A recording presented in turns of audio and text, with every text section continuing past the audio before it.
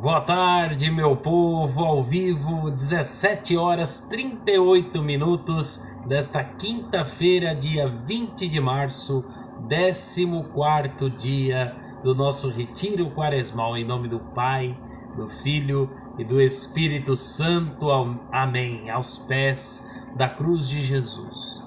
Nós nos colocamos para abrir o nosso coração neste tempo quaresmal e clamar a Deus a sua misericórdia e o seu amor, reconhecendo, portanto, que somos pecadores, carentes da tua misericórdia e da tua graça. Tempo de jejum, de penitência, de oração. Pai nosso que estais nos céus, santificado seja o vosso nome. Venha a nós o vosso reino, seja feita a vossa vontade, assim na terra como no céu. O pão nosso de cada dia nos dai hoje. Perdoai as nossas ofensas, assim como nós perdoamos a quem nos tem ofendido. E não nos deixeis cair em tentação, mas livrai-nos do mal. Amém.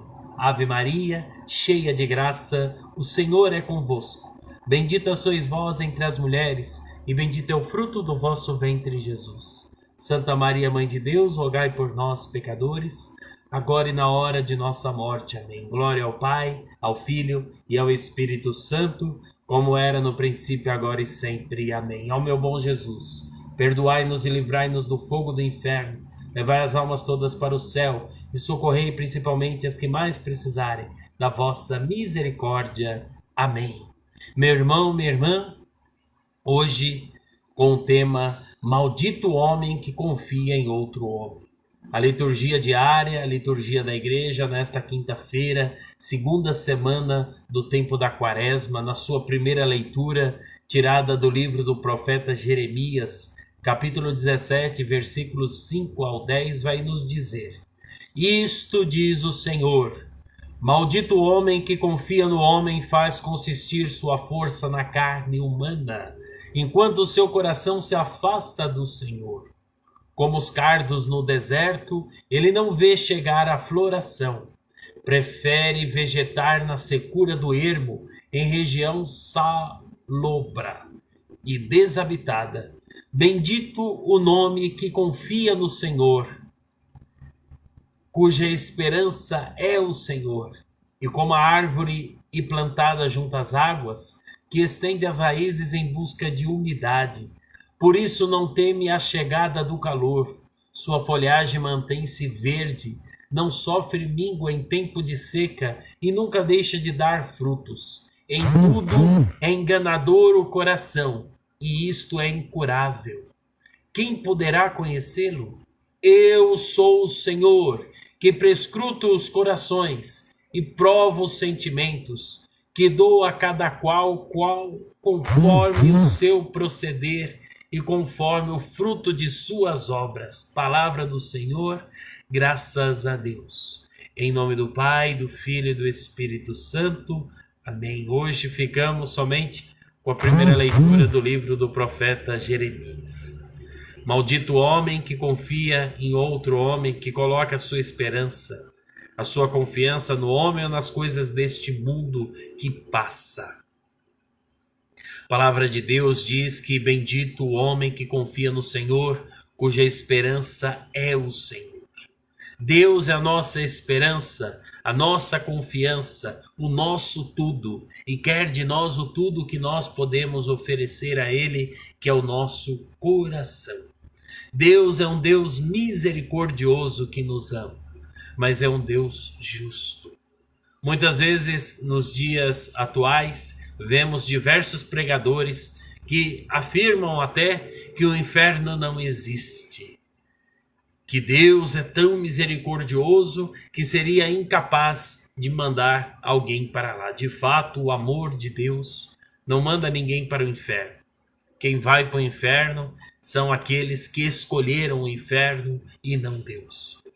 O Evangelho tantas vezes nos fala, Jesus em uma delas fala: olha, a porta é estreita e a porta do mundo é larga.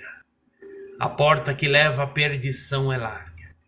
Escolhe, pois, Sê sensato, escolhe, pois, a vida. Escolhe, pois, o caminho de Jesus, que é caminho, verdade e vida. Ninguém vai ao Pai senão por Jesus. Ninguém vai para o céu senão por Jesus. Não há outro caminho.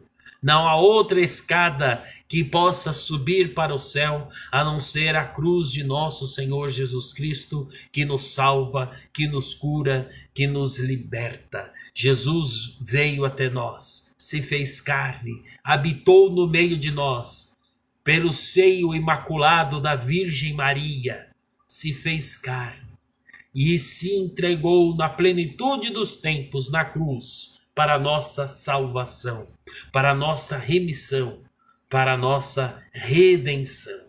Ele é o nosso Salvador. É nele que nós devemos colocar a nossa esperança, a nossa confiança e o nosso amor. E maldito seja o homem que coloca a sua confiança em outro homem ou nas coisas deste mundo, nas coisas que passam. Infeliz é o homem que se acha seguro, que se acha com a vida estabilizada porque a sua riqueza, o seu poder, o seu status dá essas condições para viver neste mundo confortavelmente. Mas, meu irmão, minha irmã, a certeza que nós temos é que todos nós passaremos um dia pela morte. E diante da morte, o que nós temos a oferecer? Dinheiro, a riqueza, o status, a vanglória deste mundo. Diante da morte, todos nós somos iguais, e por ela todos nós passaremos. E após passar pela morte, imediatamente nós nos apresentaremos diante de Deus. E o que nós vamos apresentar a Deus? O nosso orgulho, a nossa vaidade, a nossa arrogância, a nossa prepotência, a nossa inveja? É isso que nós queremos apresentar diante de Deus? Ou queremos apresentar a Deus a nossa bondade, o nosso amor, a nossa doação verdadeira? Porque Deus também detesta a hipocrisia, a mentira, a vaidade. Tantos que fazem o bem, entre aspas, né? Devido à vaidade, à vanglória, para se destacar diante do mundo e das pessoas. A palavra de Deus nos fala que o que você dá com a sua mão direita, não permita que a sua mão esquerda fique sabendo. Não toque trombeta, não anuncie aquilo de bem, de bom que você faz. Porque estes, o Evangelho nos diz, já receberam a sua recompensa. A recompensa deste mundo, a recompensa da vanglória, a recompensa do destaque, a recompensa do status. Mas aquela que vem de Deus não receberá, porque já recebeu aqui. Quando fazemos, pois, a bondade, quando agimos com misericórdia com nosso irmão, quando perdoamos, quando temos ouvidos para ouvir o outro que quer falar, nós fazemos isso em segredo. E o Pai que vê o segredo nos dará recompensa, a recompensa da eternidade, da felicidade, do céu, Eu sou o Senhor que prescruta os corações e prova os sentimentos, diz a palavra hoje do profeta Jeremias. Deus é um Deus que conhece os corações e prova os nossos sentimentos. O que eu estou passando eu não aguento. Aquilo que nós recebemos é aquilo que nós merecemos. Que fizemos por onde? Alguma coisa faz sentido em nossa vida. Quando nós temos ouvidos atentos e um coração aberto para Deus, que doa a cada qual conforme o seu proceder e conforme o fruto de suas obras. Conforme o fruto de suas obras. Como têm sido as nossas obras? São obras boas, obras que edificam, que glorificam o nome de Deus? Ou são obras más que apenas glorificam o nosso próprio nome, o nosso status, a nossa vanglória, o nosso orgulho, vaidade? Fazemos às vezes um ato de bondade assim, né? E queremos tocar a trombeta. Eu ajudo, eu faço, eu aconteço. Mas diante de Deus isso não vale nada, pois o Senhor conhece o coração. Em tudo é enganador o coração, isto é incurável. Quem poderá conhecê-lo? O único que pode conhecer o coração no mais profundo é o Senhor, que prova os nossos sentimentos, que prova se realmente aquelas atitudes foram feitas com o coração, com amor, com doação, para que o nome de Jesus seja glorificado e não o nosso. É hora da gente descer do trono da arrogância, da vaidade, da prepotência e nos curvar diante da majestade, da realeza, da grandeza, do amor, da justiça e da misericórdia do nosso Deus. A Quaresma é tempo de conversão, é tempo de mudarmos de vida, é tempo de renovarmos a nossa aliança com o Senhor e dizer que Ele é o nosso Deus e Ele falará: e vocês são o meu povo. E vocês são os meus filhos, vocês são os meus eleitos. Receber a graça de Deus em nosso coração e fazer como São Tomás nos ensina, São Tomás de Aquino: em tudo dai graças ao Senhor, para que esta vida seja uma vida de louvor e glória do teu nome, para que nós possamos alcançar o céu, a santidade, o encontro definitivo e eterno com Deus. Portanto, meu irmão, minha irmã, bendito seja o homem que confia no Senhor, põe a sua esperança no Senhor. As tribulações, a doença, o desemprego, as perseguições, a nossa confiança e a nossa esperança está no Senhor. Está no Senhor, que fez o céu e a terra. Louvado seja o nosso Senhor Jesus Cristo, para sempre seja louvado. Em nome do Pai, do Filho e do Espírito Santo. Amém. E assim possamos bendizer, louvar com o salmo desta liturgia, o Salmo 1, belíssimo salmo que diz: é feliz quem a Deus se confia.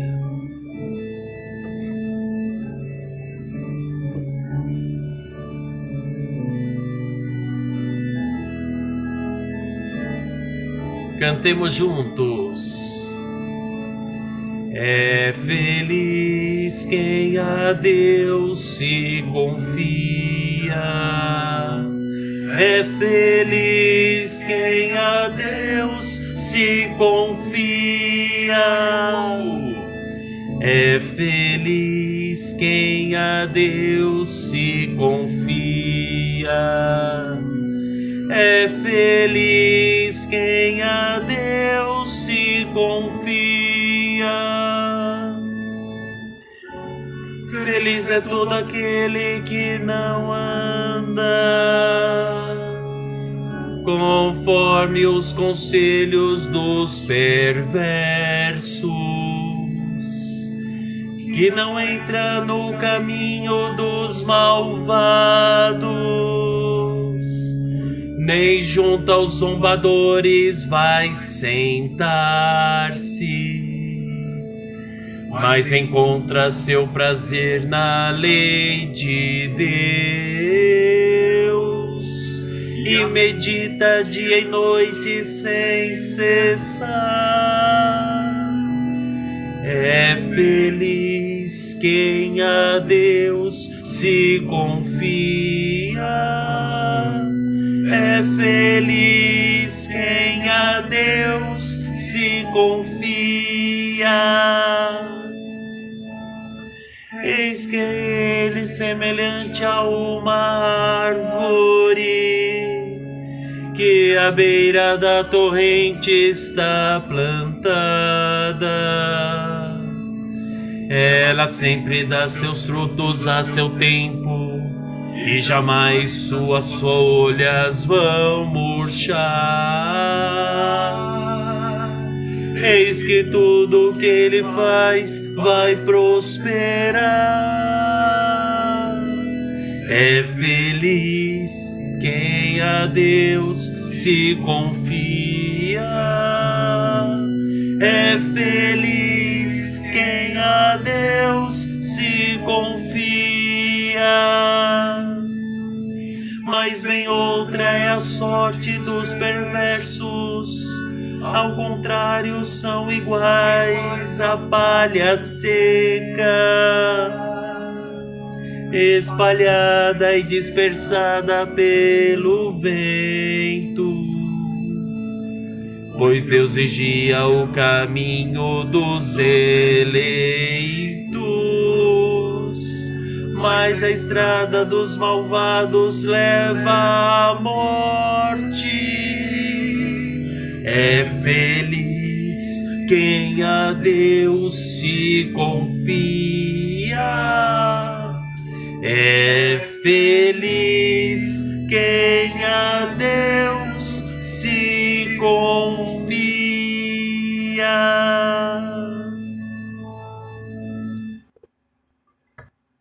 Em nome do Pai, do Filho e do Espírito Santo. Amém. 14º dia do nosso retiro quaresmal, nesta quinta-feira, 20 de março. Entramos agora no nosso 4º capítulo do nosso estudo sobre a Igreja Católica. Cristo vive presente entre nós. Neste 4º capítulo vai falar sobre Tu és Pedro. Cristo fundou o papado. A imprudência leva à precipitação e às decisões impulsivas, que muitas vezes nos afastam do propósito de Deus para nós. Em contraste, a prudência é a virtude que nos permite agir com discernimento e sabedoria, considerando as consequências de nossas escolhas à luz da vontade de Deus. Neste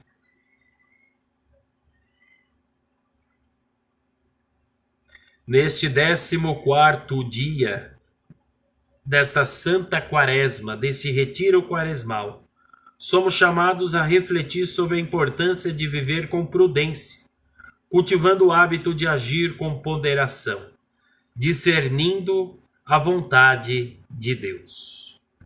Rezemos pela Santa Mãe Igreja, pelo Santo Padre, o Papa Francisco, pelos bispos do mundo inteiro, por todo o clero, os padres, diáconos, por todo o povo de Deus, por nossa igreja doméstica, nossa família, casa, onde somos chamados a vivermos segundo a imagem e semelhança da Sagrada Família de Nazaré, Jesus, Maria e José, nossa família, vossa é.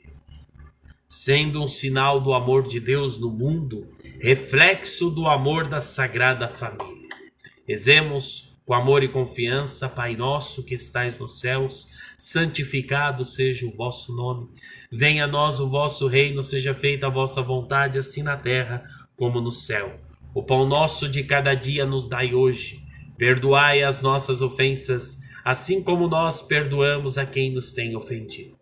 E não nos deixeis cair em tentação, mas livrai-nos do mal. Amém. Tu és Pedro. Nos dias anteriores, ocupamo-nos das 4 marcas da Igreja de Cristo e estabelecemos que a verdadeira Igreja de Cristo deve ser una, santa, católica e apostólica. Mas a nossa Igreja não se chama somente Igreja Católica, é chamada ainda Católica Romana.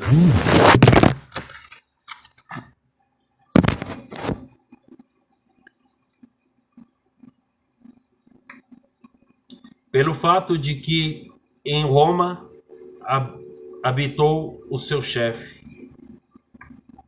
E esta consideração conduz-nos à pedra angular, ao rochedo da Igreja, isto é, a instituição mais notável da história do mundo, ao papado. O que o papado significa para a Igreja Católica? O que ele traz de força, de segurança, de unidade de direção? Não é necessário fazê-lo ressaltar perante os fiéis. Mesmo alguém que não pertence à nossa santa religião, se for um observador imparcial da história, será obrigado a reconhecer, naquele trono sem igual, de 21 séculos de idade, a aparição mais importante da história universal. Esse fenômeno único, desse trono que se ergue desde o tempo de Nero, entre nós, com uma solidez inabalável. Enquanto as tempestades da história elevam e fazem desaparecer povos e dinastias, ora, o papado sempre representou um símbolo que tem suscitado contra ele a hostilidade e os ataques reunidos dos maus. E, no entanto, ele ainda está de pé. O papado nunca cedeu, nem abandonou coisa alguma dos seus princípios. Não fez conchavos, e, no entanto, ainda está de pé. Está de pé porque não foi um homem que o fundou, mas o Filho de Deus, que lhe fixou os fins para os quais ele deve subsistir, enquanto houver um homem na terra. Cristo fundou realmente o papado? Com que intuito o fundou? Tais são as duas questões para as quais procuraremos uma resposta na presente instrução, porque essas respostas farão compreender a grande veneração que testemunhamos ao Papa. Neste 14º dia, Cristo fundou o papado. Nosso Senhor Jesus Cristo comparou a igreja a uma cidade construída em uma montanha. Mateus capítulo 5, versículo 14. Portanto, visível a toda a gente. Mas uma igreja visível precisa de um chefe igualmente visível. Já se trata. Não se pode, pois, imaginar a igreja de Cristo sem o papado. Já se trata dele por ocasião da pesca milagrosa em Genezaré. Nosso Senhor promete a São Pedro, por ocasião da sua profissão de fé em Cesareia, e confere-lhe no decurso da conversa que seguiu a ressurreição. O Salvador alude ao primado do Papa por ocasião da pesca milagrosa de Genezaré, no capítulo 5 do seu Evangelho. São Lucas relatou o diálogo sublime e comovente entre nosso Senhor Jesus Cristo e São Pedro. A cena passa-se de manhã muito cedo. O Salvador está em pé na margem do lago de Genezaré. Por trás dele está o povo que o seguiu e quer ouvi-lo. Na margem acha-se precisamente Pedro e seus companheiros, descidos da sua barca e ocupados em lavar suas redes. Cristo sobe à barca de Pedro e de lá ensina o povo. Depois, quando termina, diz a Pedro: avançai em pleno mar e deitai as redes para a pesca. Lucas capítulo 5, versículo 4. Simão Pedro fica muito admirado dessa ordem estranha. Conhece o seu ofício, pesca há dezenas de anos. Toda a sua família e seus próximos também são pescadores. Mas ele nunca ouviu coisa semelhante. Ir pescar em pleno dia e ao largo. Bem de certo o mestre não nasceu naquela região, nem à beira d'água, mas bem longe em Belém. Nada de admirar-se, ele não entende disso. Todavia é ordem do bom mestre, cumpre executá-la. Ele sabe o que quer. Mestre, toda noite trabalhamos, sem nada pescarmos, mas na vossa palavra lançarei a rede. E Pedro lança a rede. e apanharam tanto peixe que as redes quase se rompiam. Tanto peixe que eles tiveram de chamar em auxílio a barca vizinha. Tanto peixe que as duas barcas ficaram cheias até a beira e quase afundavam. A alma de Pedro fica transtornada. Ele se prostra diante de Jesus dizendo: Ah, Senhor, como pude duvidar um só instante? Eu hesitava, falava, faltava a confiança, não compreendia, estava na dúvida. Não sou digno de que conteis comigo para a vossa grande obra. Não sou digno de ser o guia do vosso rebanho. Afastai-vos de mim, Senhor. Sou um homem vulgar, fraco e pecador, e vós precisais de heróis. Por sobre as águas do lago tranquilo resvala a confissão de Pedro.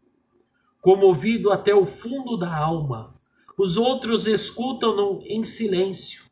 Então o Senhor levanta-se, olha Pedro nos olhos e diz-lhe: Mas é a ti justamente que eu quero. Foi por isto que eu te coloquei no leme.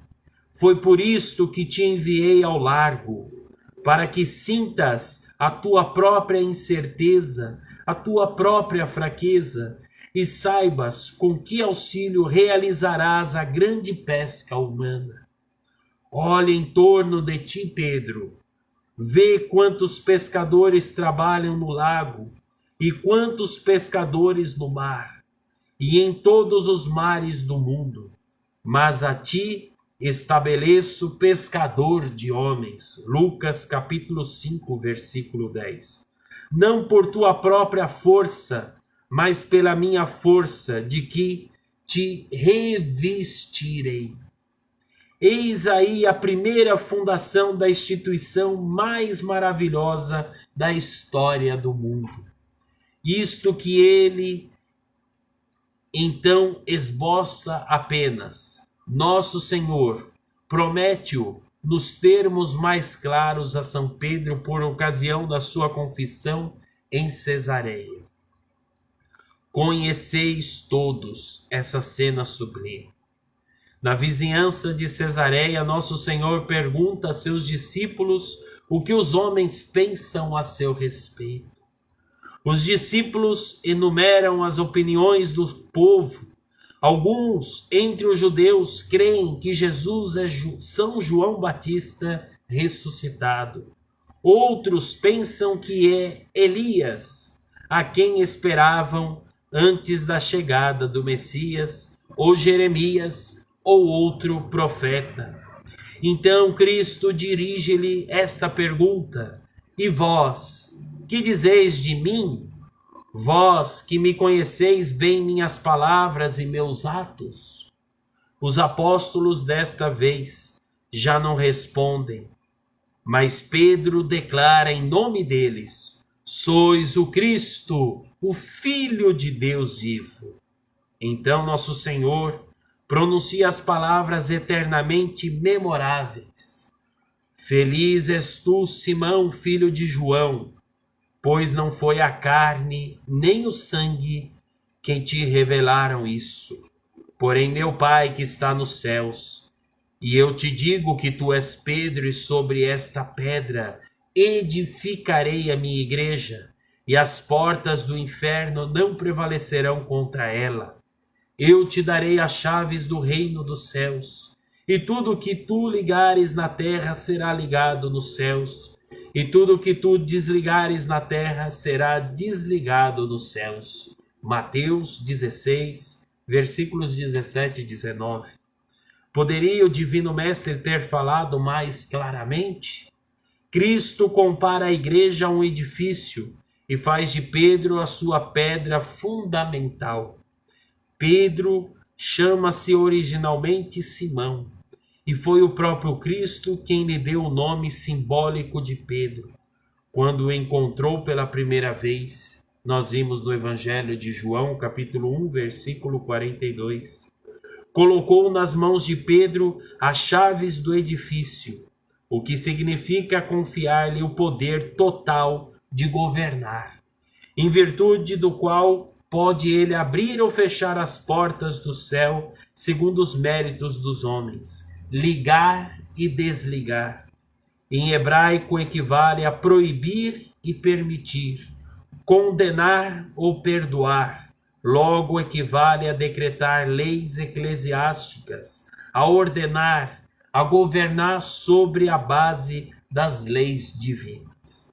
O que Cristo prometera a Pedro, deu-lhe realmente por ocasião da conversa calorosa e íntima que houve entre ambos após a ressurreição.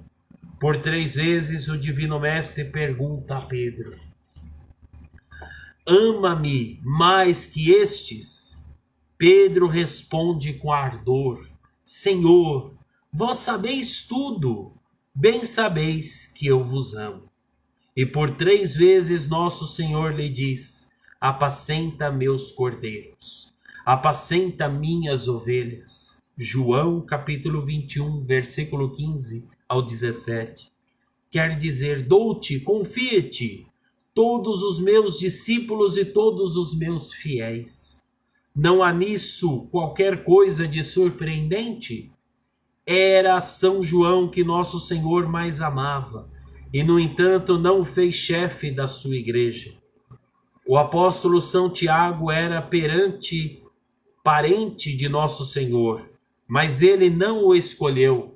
São Paulo foi o mais sábio dos apóstolos, mas ele também não o tomou para chefe da sua igreja.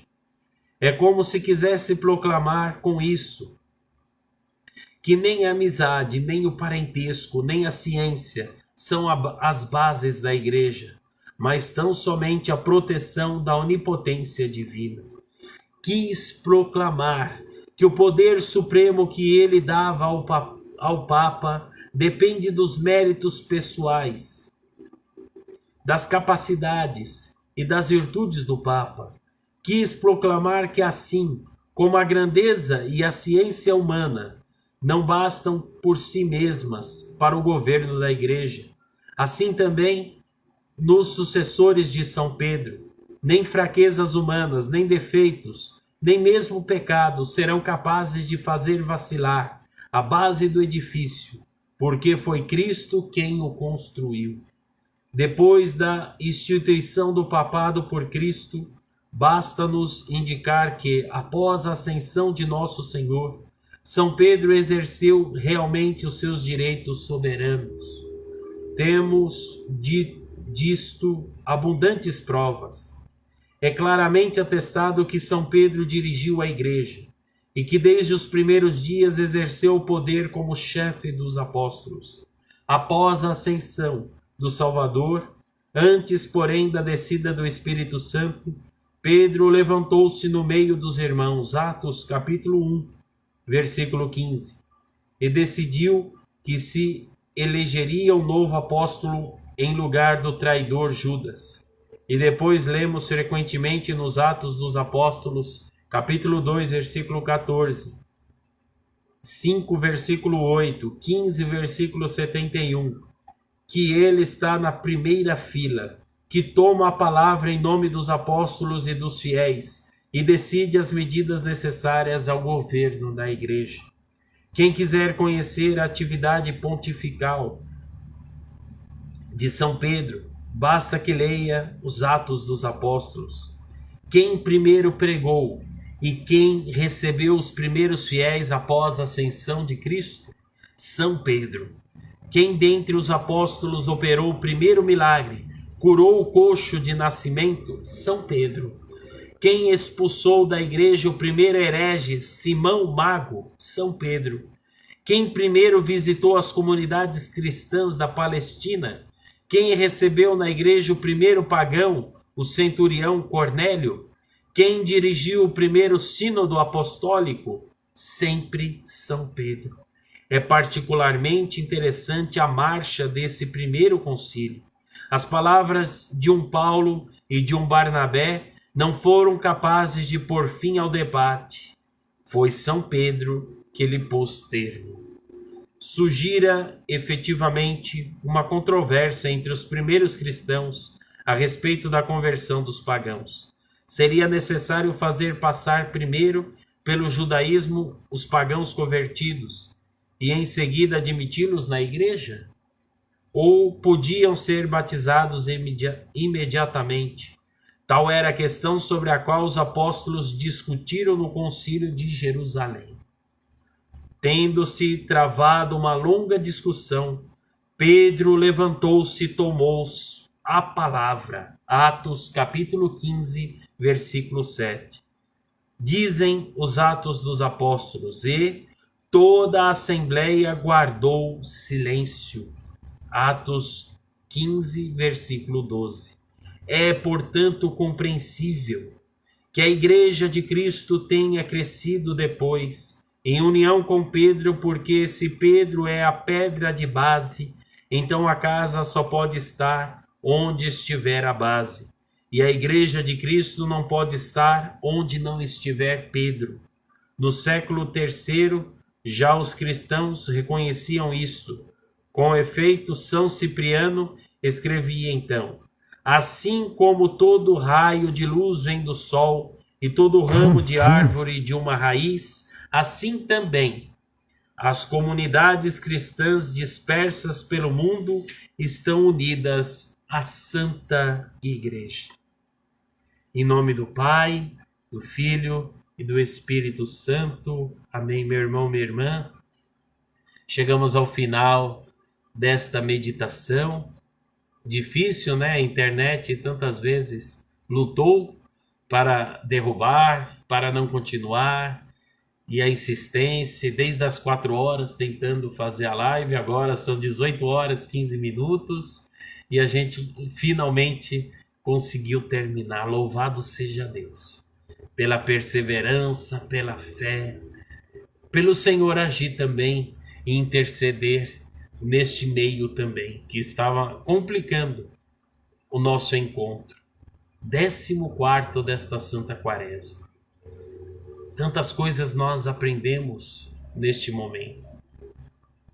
Nesta Quaresma que tem nos tornado cada vez mais pensativos, ansiosos pela santidade, em nos converter, em fazer uma Quaresma segundo a vontade de Jesus, segundo aquilo que a Igreja sempre nos ensinou durante estes 21 séculos: o jejum, a penitência, a oração, em buscar dentro de nós respostas para darmos a Deus a nossa gratidão, a nossa bondade, a nossa generosidade, o nosso amor, diante daquele que nos amou primeiro, que foi generoso primeiro conosco, se fazendo homem, se encarnando no seio da Virgem Maria e dando a sua vida por nós, para a nossa salvação, porque Ele nos ama e quer que todos nós sejamos salvos.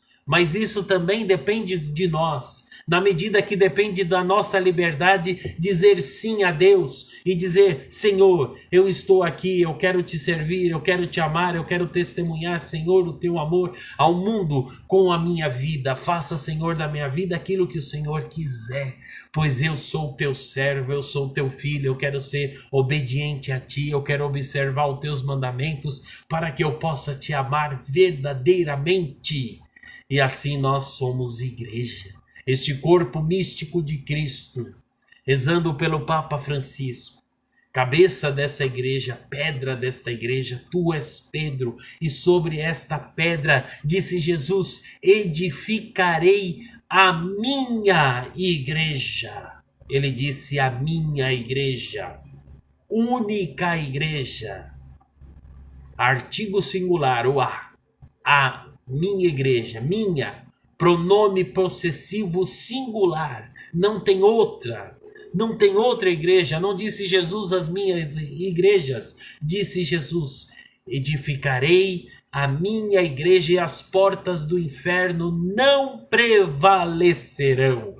E nós que somos igreja de Jesus, as portas do inferno não prevalecerão na nossa vida, não prevalecerão a perseguição, a inveja, o mal, a fofoca, a maledicência, a maldade não prevalecerão na nossa vida, pois a palavra final da nossa vida é Deus. É nele que nós colocamos a nossa confiança e a nossa esperança. Não nos curvamos diante de nenhum homem, mas perante Deus todo joelho se dobre no céu, na terra e nos infernos, e que toda língua proclame que Jesus é o Senhor.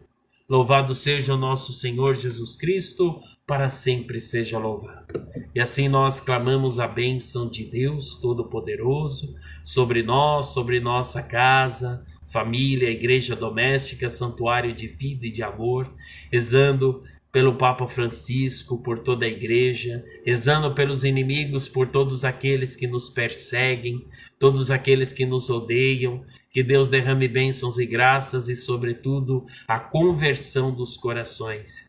Pela poderosa intercessão da sempre bem-aventurada Virgem Maria, Mãe de Deus, nossa Mãe, do seu digníssimo e castíssimo esposo São José, de São Miguel Arcanjo, protetor e patrono da Santa Mãe Igreja, São Rafael, cura de Deus, São Gabriel, palavra de Deus. Que Deus nos abençoe, nos guarde, nos proteja, nos livre de todo o perigo, de todo o mal e tentação, em nome do Pai, do Filho e do Espírito Santo. Amém.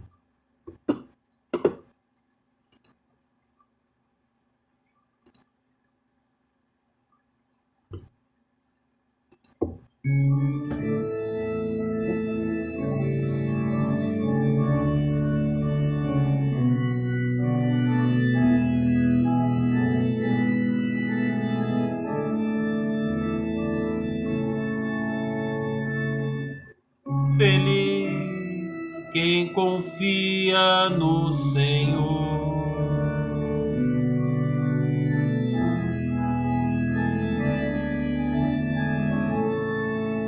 E o povo? É feliz quem com Deus se confia. É feliz quem a Deus se confia.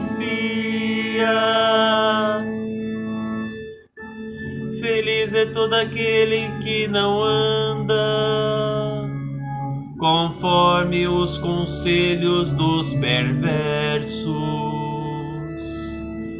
que não entra no caminho dos malvados, nem junto aos zombadores vai sentar-se, mas encontra seu prazer na lei de Deus, e a medita dia e noite sem cessar. É feliz quem a Deus se confia. É feliz quem a Deus se confia. Eis que ele é semelhante a uma árvore que à beira da torrente está plantada. Ela sempre dá seus frutos a seu tempo, e jamais as suas folhas vão murchar.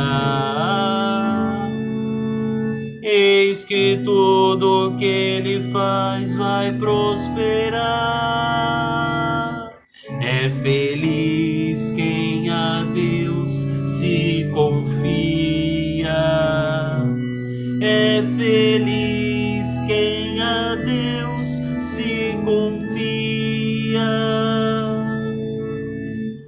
Mas bem outra é a sorte dos perversos, ao contrário são iguais à palha seca, espalhada e dispersada pelo vento, pois Deus vigia o caminho dos eleitos, mas a estrada dos malvados leva à morte. É feliz quem a Deus se confia. feliz.